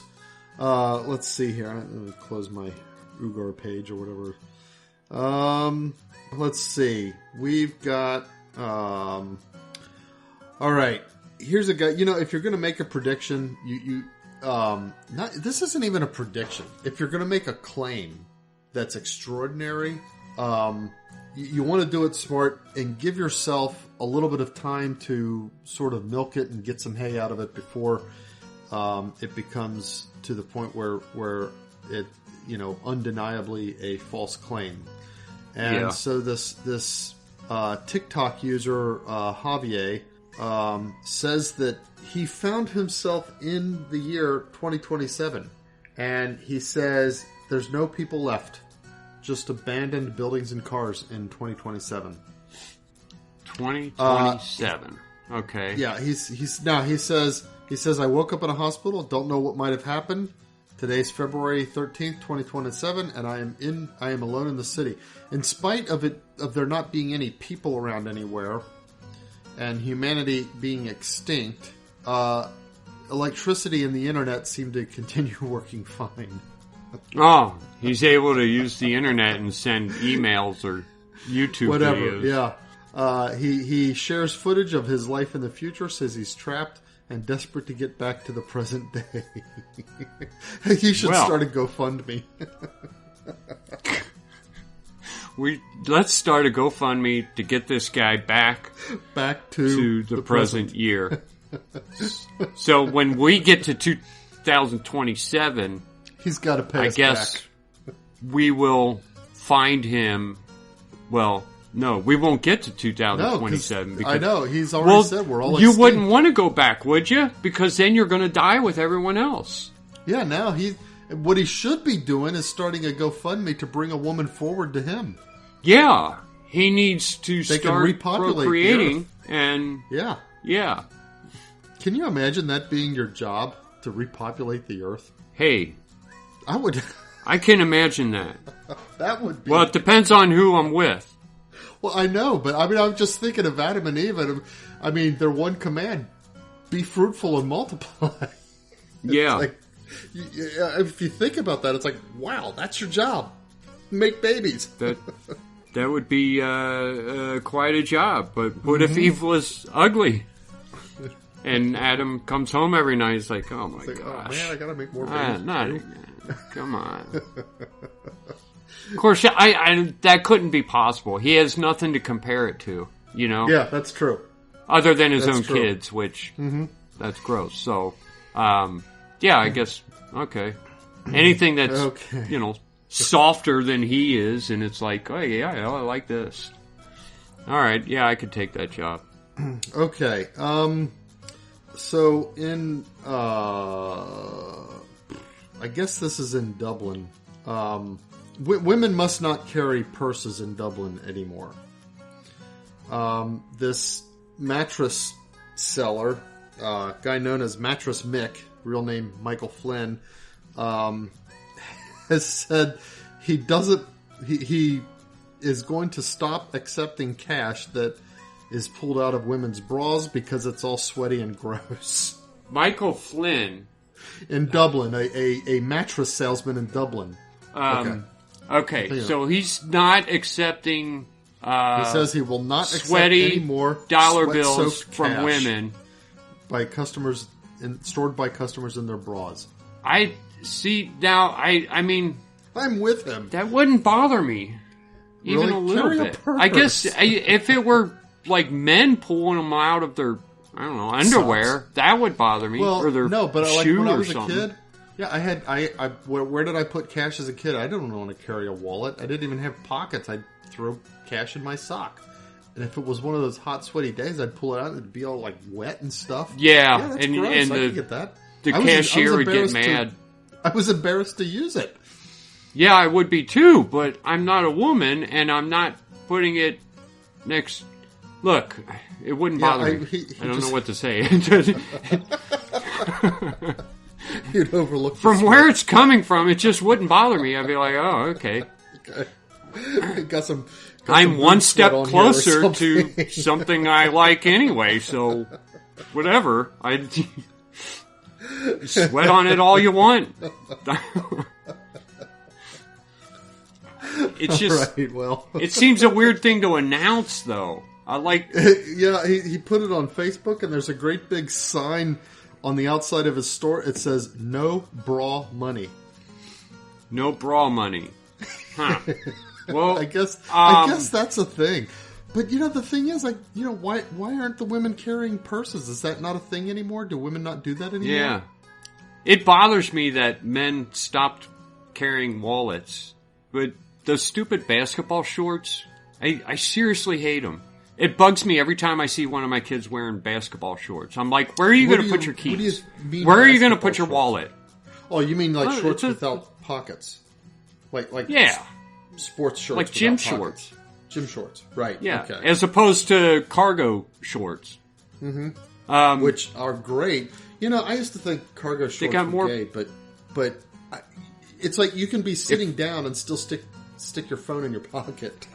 Yeah, if I were a short wearer, I would wear cargo shorts. But these basketball shorts are... It just bothers me that a man can walk around without a wallet and his keys. You're not Yeah, supposed to not exactly. have those. Right. And- And where do you put them? In your pocket. When I see kids without them, and then they start to become adults, and they... every now, I lost my wallet. I'm like, well, yeah, you dingbat. Wear course some you pants lost it. and put it in your pocket. That's where it goes. Yep, that's well. part of the growing up process is learning why gym shorts don't really work. Yeah, they're just not practical. You grow up. Men need things, and they have to put those things in their pockets. And There are it's some who would just, say that real men don't even wear shorts. But sometimes I no, wear shorts. because you need somewhere to put your hands. You need somewhere to put your wallet and your keys. The But two things that should I always wear be. shorts with pockets. I don't wear gym shorts. Yeah, I don't. It You bothers. don't wear shorts ever. I don't ever wear shorts, and maybe I would if I didn't have chicken legs. But then again, no, I don't think I would, because even from the young age, I would do things like camping and stuff like that. And You'd be in jeans. in jeans, and it would bug me when my friends would come with me, and we'd be like, "Oh, okay, we have to go over there," and they'd be like, "I can't walk through that because I have shorts, and they can't get through the poison or the stinging nettle, which would go right through pants." You know, I was going to say it didn't really matter because you know it's kind of funny because you, as a kid, you look at stinging nettle and you think, "Oh, what makes it sting is the fact that because the underside of the leaf has those like spiky looking things, right?" And you think, oh, okay. If I've got jeans on, the spiky looking things can't penetrate my skin, so I'm not going to. But it has nothing to do with that. It's the oils. Well, the oil gets to you through those spiky things. Yeah, though. But the spiky things, they release the oils onto your jeans. It soaks through your jeans, gets under your skin, and it still itches. Are you sure about that? I'm pretty sure. I thought it stuck into you. I don't think they have to. I think the oil topically will cause you to itch. Really? You know what? I'm going to have to. You know what? We got to do an that. experiment. Yeah, I was Yeah, going to say that this calls for an out. experiment. Because I just barely brush up right against now. one, and it's like, sheet, that hurts. I know, and it's like, and now like for the next 20 minutes, you're scratching. Yeah, it. itching, and it's an all around terrible experience, and that's why I stopped wearing shorts by the time I was 12 because I wanted, we go to camp, and even if you're close to the woods, it's like the stinging nettle reaches out and grabs you. So I just learned from an early age, it's like, wear jeans. You'll still get it, just not as bad. It won't be as bad. That's true. Yeah. What bothers me is when I get it in places like on the knuckles of my fingers and stuff. Yeah. Oh, it's hard to scratch your knuckles. Yeah. Yeah. All right. All right. Anyway, so much for brawl money. Yeah. Is that how we got there? Yeah. From brawl money to stinging nettle. I welcome all brawl money. I really do. Ladies, you heard it. I'll trade wallet money for brawl money. How about that? There you go. You can cash in your brawl money right here. You could set up a stand at Mattress Mix store in Dublin, Ireland, and you could just have your little cash box and exchange brawl money for dry money. Yeah, charge like a 10%, whatever. Yeah. Or for free, really. I'll do it for free.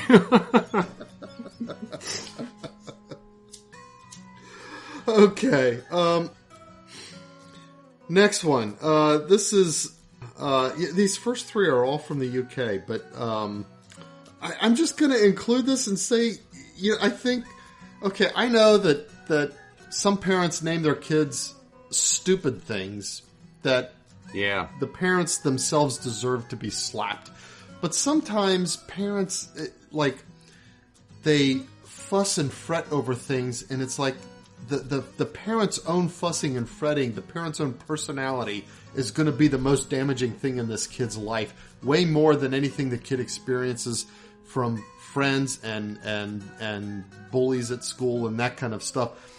Well, I guess there's a story about this mom who is just like beside herself with worry because she happened to name her kid Alexa, which is a girl's name. Okay. Yeah. Well, now she's concerned because Amazon has their Alexa product that the girl's going to grow up and be teased and bullied and all kind. Of course, you know how it goes. She's suing Amazon? I don't know. It's like I know a girl named Alexa. Once in a while, she'll run into somebody who says something like, "Alexa, play me some Def Leppard," and she'll laugh at it as though she hasn't heard it 100 times before. And then after a little bit of reflection, he'll feel stupid for saying it, and then life will go on. Well, the fact that this mother is like worried so much about it, to me, I think this mother has the personality that that's going to be what is damaging in this poor child's life, not her name. Certainly. Yeah, those things get handed down sometimes. Or the kid's like, my mom is retarded. And just kind of goes the other direction, That's true. Okay. This one, I'm just trying to think, like, this is like a caricature. Like, did you ever see, probably not, but did you ever see, it's a Quentin Tarantino movie starring Brad Pitt, Inglourious Bastards. Oh, I started watching that. It's just too violent for me. Okay. Anyway. That's why I didn't recognize that constellation. It's in the southern sky.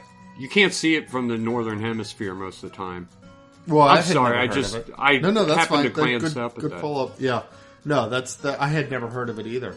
I thought, oh, okay. Yeah, I was like, but that makes perfect sense. Why would we know the southern constellations unless we go read about them? Right, because I don't study them or anything, but I do spend time looking out there and trying to find different constellations and saying, yeah, there it is. But I've never even heard of this one. So, okay. Yeah. Sorry. Okay. All right, anyway, go back. And what was the name of it again for anybody who wants to go look it up? Musca, M-U-S-C-A. Musca. Okay. So anyway, Latin for the fly. Oh, really? Mm-hmm. Okay. So, in Inglourious Bastards, they have this depiction of Hitler as this just completely like off the wall, losing it, sort of megamaniacal sort of guy. There's one where he just throws this big tantrum that's kind of comical. Well, he did kill 6 million Jews. So. I know, but that's like. This was like a childish tantrum kind of a thing, and anyway, it was like funny in context.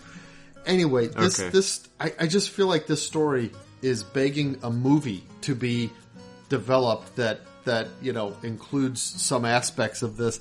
In North Korea, the government has to crack down on young people, ordering them to stop speaking, dressing, and dancing like South Koreans. What? So, North Koreans are behaving like South Koreans, and the government is cracking down. According to the news agency, North Korea warned, the government of North Korea warned them. Mm-hmm. The ideological and cultural penetrated under... Okay, this is a bad translation. I'm just going to read it the way it says. The ideological and cultural penetrated under the colorful signboard of the bourgeoisie is even more dangerous than the enemies who are taking guns. Is this anything like the young Catholics out there acting like the old fart Catholics, and the only way to stop them is to tell them to stop acting like kill the Latin Mass. It's like Catholics who want to go to the traditional Mass, and the only way, it's like, oh, that's so dangerous that the young people want to go to that Mass and act like traditional Catholics. And so we have to have a special edict. We got to crack down on this. So North Korea stop. It's Can't let that keep happening. Quit dancing like those South Koreans. Yeah. I mean, come on. Jeez. Those caught with media. So I guess they like watching South Korean movies and stuff too. Yeah. Anyone caught with media from South Korea, picture this, can face up to 15 years in a prison camp. Wow. And you get punished for using unregistered TVs, radios, computers, and mobile phones from other countries. Guys, this is communism. This is where the left wants to take the United States. This is the natural endpoint of things like the Biden administration trying to work with Facebook to quash disinformation. Okay? This is where that points. This is the direction that's going. And it is an extreme, because it's an extreme that's had no influence from the outside world, from capitalism. Yeah. But if America is the last hold for real capitalism, and when it disappears, there's not going to be that influence anymore. And so, oh well. Yeah. All right. It amazes me that there are still people who don't understand why we fought the Korean War. Mm-hmm. And that's why. Yeah. Yeah. And, So, that's why it's a big deal. That, several million we people lost. escaped that terrible regime. All right, go ahead. Okay, last one. This is kind of a fun one. Goats to the rescue. So Ghost? I guess goats. Goats, like our favorite animal. Goats. Baba. Okay. Yep. So Riverside Park in New York City released 24 goats in hopes that they would eat a invasive and unruly plant species that's been Wait a minute, where is having a hard this? time getting a hand on. This is New York City, Riverside Park. Okay, New York. I heard about this happening in California. I think I was a kid. Doesn't surprise There me. was an invasive species of some kind of vine that was, especially along highways, it would creep out into the highway and it would grow so fast that they were unable to cut it all. So miles and miles of highway, and these vines would grow out and it would get run over by cars, and then it would turn into slush. There was so much of it, and and then cars would cause wrecks. wipe out and stuff. And Are you talking? Is that they maybe found kudzu? Huh? I don't Is that know. maybe kudzu? don't Kudzu is know. one of those vines. I don't know about out in California, but like you go down south, start driving down into like Georgia and stuff, and it's like you see it just like miles of highway, and it just blankets the trees on the side of the highway. Well, they found the best way to keep it off the highway is to put a long strip of fencing there with goats. Oh, okay. So you'd go along the highway, and whoever was telling me this was telling me that you'd go along the highway, you'd drive down, and you'd see a bunch of goats, and they did the job, Yeah. I do know that in our own yard, we only had 2, but they got rid of the poison ivy, and they got rid of the poison ivy isn't invasive, but honeysuckle is. Oh, okay. And they got rid of that. Invasive? They were good Okay. at getting rid of that. Mm-hmm. Yeah. Yeah, they loved that. So it says the Riverside Park Conservancy says that it has been trying to control species such as porcelain berry, English ivy, mugwort, multiflora rose, and poison ivy for years with little success. So they brought in a goat herd, Yeah. 24 goats. Let them do their thing. And, I think they're going to have some pretty good success. So, Yeah. all right. Problem is they don't limit themselves. No. Well, when they get, they'll eat whatever's there. Yeah. All right. And that's all I got. Okay. It is time for our Saint of the Saint Week. of the- I don't even know which one I'm going to do. Uh-oh. How Gotta make about- a flash decision? Yeah. How about Saint Barbara? Okay. This is You talked about her last week, didn't you? Yeah, this is kind of an odd one. You'll see why. So, Saint Barbara, we don't know a whole lot about her. She died somewhere between 300 and 400 AD in Heliopolis. Heliopolis. Okay. Is near Lebanon. She was supposed to be a very beautiful girl, the daughter of a rich pagan named Dioscorus. I don't know. Dioscorus is how I'm going to say it. Dioscorus. This is, Okay. I'm looking at the Wikipedia article. I'm not this seeing is that word. Eastern. Okay, he recognized her beauty and guarded her virginity and locked her in a tower to keep the outside world away from her. He would only let people come in and tutor her, and that was it. During that time, he tried to instruct her in the ways of pagan idol worship. She secretly thought it was silly and stupid. As she got older, he tried to marry her off, but she kept refusing to marry. Mm-hmm. And he thought, well, maybe the reason is because of the way I isolated her. So he tried a different approach and let her go into town and stuff like that. She goes into town and she meets other Christian women and she is converted. But again, she hides this from her father because he's a pagan. He's building a bathhouse specifically for her where she'll be the only one allowed inside it. And he sets up instructions for the bathhouse and then leaves town for a while. The bathhouse had 2 windows.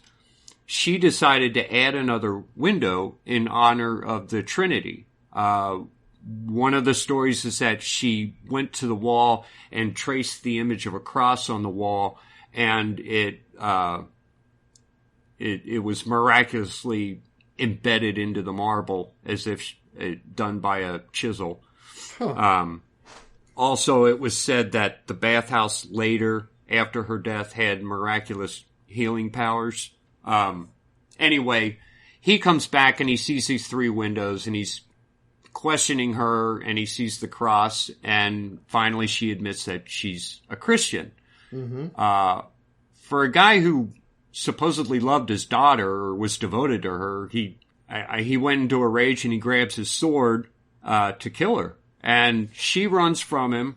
One of the stories is that he's pursuing her through the hills and the wilderness, and one of the hills opens up and kind of swallows her into a cavern.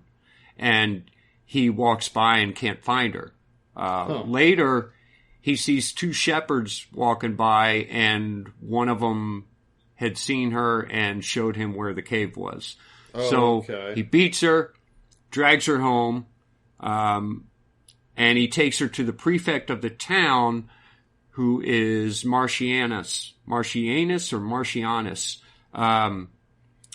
There they beat her even more, and that night she's praying for death because she's in pain, but in the morning she's miraculously healed. So the townspeople started torturing her. Another Christian girl saw this and rebuked the townspeople. So the girl's name was Juliana, and they start torturing Juliana and Barbara together. At one point, they hooks into her flesh and lead them through the streets naked. And one of the claims is that an angel came by and covered them as they walked. Covered their nakedness. Mm-hmm. They get to the edge of the town. They're both beheaded. Marcianus, the prefect, and Dioscorus, her father, on their way home are struck by lightning and burned to ashes. Now, these stories, the earliest record we have of them are from the 7th century. So, a lot of it has been accepted as legend. Mm-hmm. So her name was taken years after this was all supposed to have taken place. Yeah. So her name was taken out of the Roman calendar in 1969, but it's still she's still listed as one of the saints, and I think most Eastern calendars have her in there still. Okay. But the story doesn't end there, because if you look around, you can find people who have had devotions to her. And, for example, in 1928, especially in Greece, there was a plague in, let's see how to say this, Nafplio. Nafplio. Nafplio. There's a plague that kills hundreds of people. There seems to be no cure for it, and there seems to be no medicine to comfort those who are afflicted. And finally, the townspeople they have an icon of St. Barbara there, and they make a special procession through the town with the icon, and the plague ceased immediately. I'm going to mispronounce a lot of these words. There's an island, another Greece island of Zakynthos. During the 18th century, there was a wave of smallpox. I think there was actually several waves, and it was getting worse and worse. In March 26th of 1795, they made a procession through the streets with the St. Barbara icon, and the disease left. In 1380, when the Ottomans sacked the city of Drama in Greece, there was a church there dedicated to St. Barbara. They destroyed the church, and they planned to build a mosque there. But as they tried to work on it, the area flooded. Eventually, they had to just stop working on it. Apparently, even now, you can go and see the foundation of this mosque underwater still. Oh, okay. They did eventually rebuild another church and dedicate it to St. Barbara. The bell tower is supposed to sit on the spot of the old church. Let's see. Rethymno, Rethymno, Greece. There was a time when the Turks occupied the city, and soon after this, there was a plague that swept through the town. Now, the Christians there made a special procession to the St. Barbara Church, and from that time on, the Christians were spared from the disease, but the Muslims continued to suffer with it. So the Muslims there took up collections and brought gifts of gold and oil and stuff to the church and offered them as a gift, and from then on, the Muslims also were cured from it. Oh, no kidding. So, in Greece, apparently St. Barbara's really big, and there's all kinds of devotions to her, and there's all kinds of icons you can go and see that are revered by the towns, and there's still a lot of traditions there, like in that last one, when Muslims continue, when they have problems, especially health problems, continue to collect alms for that church as a prayer. I don't know who they pray to or what they pray to, but they continue to do this even now. And in several of these cities, they still make processions, annual processions, in honor of these things that happened, hundreds of years ago. So that is St. Barbara. Wow. Yeah. I mean, assigned to largely, I guess, legendary knowledge, but seems to have. But here we have made her documented miracles. Yeah, she's made her effect on history in several places. I often wondered about this because, for example, Saint Veronica is said to be mostly legend. But I named my daughter after Saint Veronica. And I wonder about this. When I pray to Saint Veronica, am I really praying to someone? But apparently, there is definitely a Saint Barbara, or at least there are miracles attributed to her anyway.